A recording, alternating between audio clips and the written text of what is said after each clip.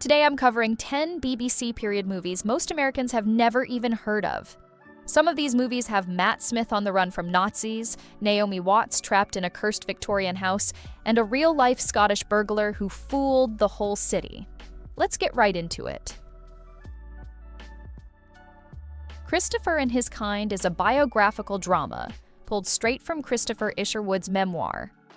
Matt Smith, this is right between his Doctor Who seasons, plays young Isherwood in 1931.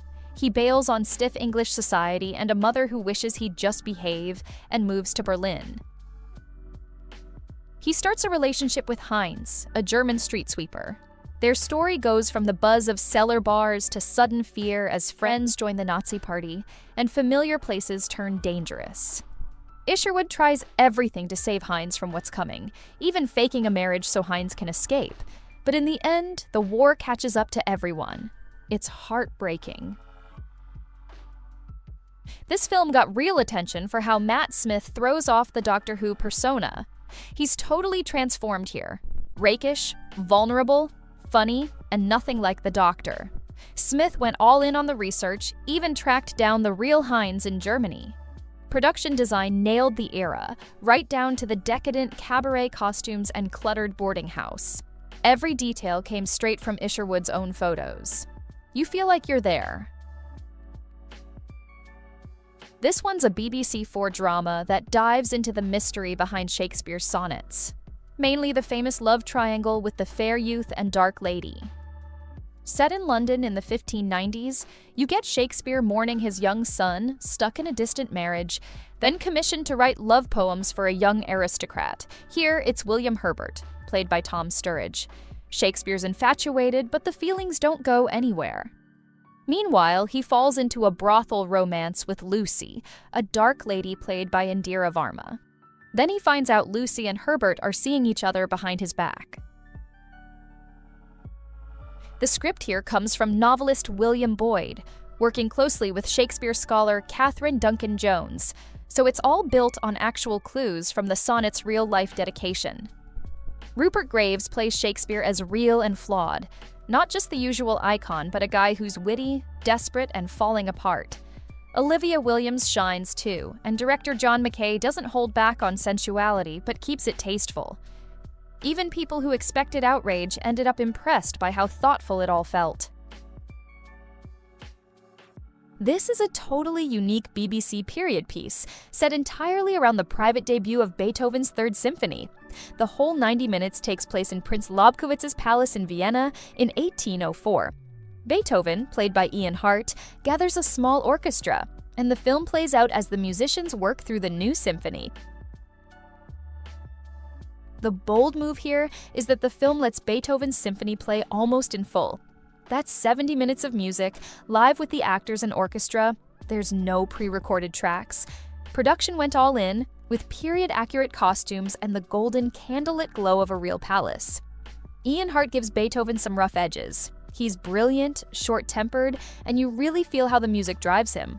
Hart's the same actor who played Professor Quirrell in Harry Potter, which honestly feels a bit surreal when you see how intense he is here. Some reviewers said the focus on the music means you lose a little on character depth, but honestly, the payoff is worth it. This film just lets you sit in the room while a masterpiece happens. The Wyvern Mystery is classic BBC Gothic. Naomi Watts, before she was a star, plays Alice, a young orphan who marries into the creepy Fairfield family estate in Victorian England. Her new father-in-law, Derek Jacobi as Squire Fairfield, rules with fear. And upstairs there's a locked attic with a terrible secret. As Alice starts to dig, she realizes the family curse might be all too real, and soon she's fighting to protect her child from the darkness inside the house. The film uses all the familiar Gothic tropes. There's haunted attics, family madness, house full of secrets. It works because Naomi Watts goes all in. She's really holding her own against heavyweights like Jacobi and evolving Alice from naive to fierce. The production shot on film in Cornwall, which gives everything a lush, cinematic look, way beyond what most TV Gothic dramas manage. The cast and mood carry it. None of the usual TV horror letdowns. This is a BBC adaptation of Thomas Hardy's Under the Greenwood Tree.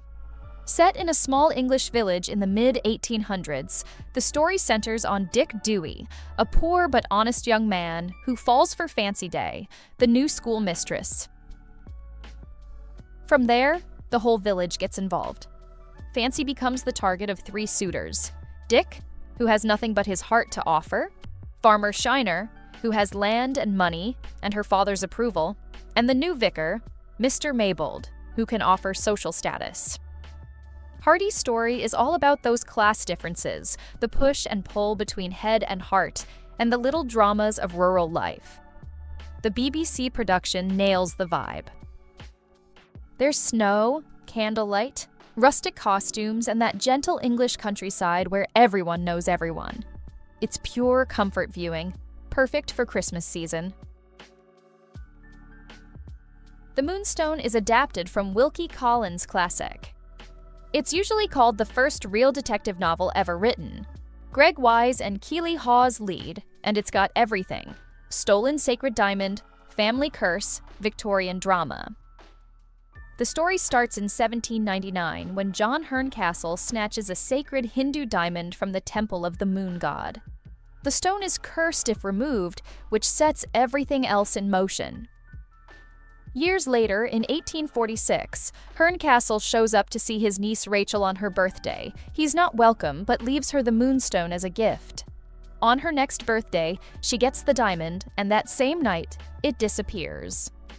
Rachel suspects Franklin Blake, the man who gave it to her. Determined to clear his name, Blake sets out to find the real thief.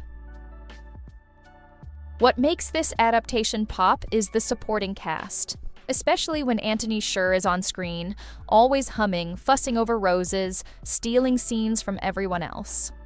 BBC gave it a handsome classic look.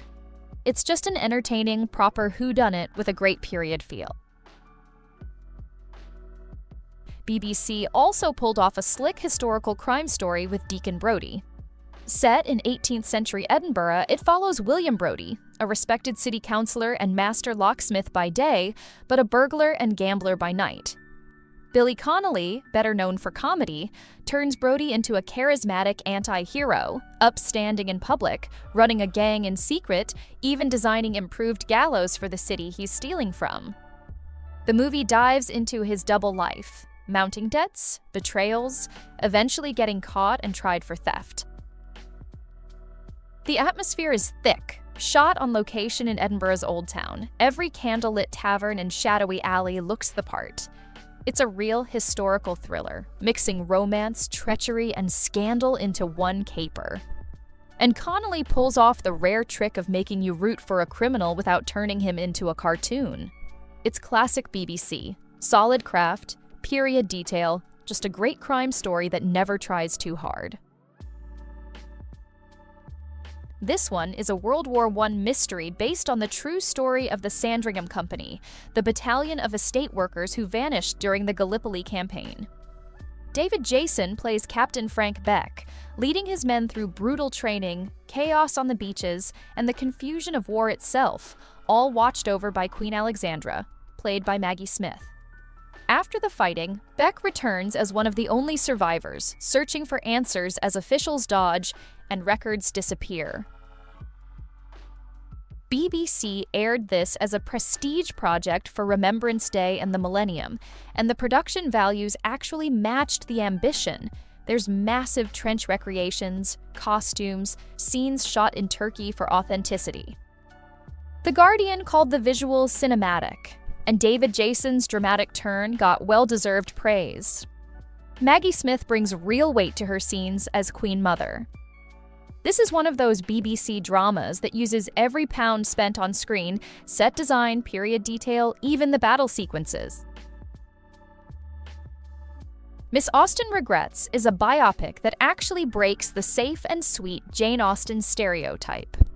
Olivia Williams plays Austen as smart, funny, sometimes harsh, sometimes vulnerable, a woman who lived with her choices and her regrets. The film opens with her only real proposal, Harris Bigwither in 1802, which she turns down the next morning, swearing never to regret this day. Years later, in her 40s, Jane gives advice about marriage to her niece Fanny Knight, played here by Imogen Poots, all while reflecting on the paths she could have taken. There are scenes of Austen flirting, drinking, joking at balls, then later, private moments of loneliness and sharp wit.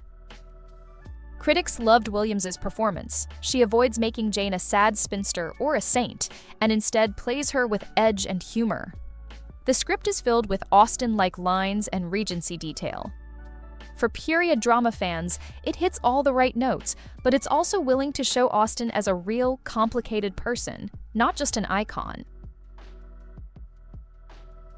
Ballet Shoes brings a classic children's book to screen, set in 1930s London.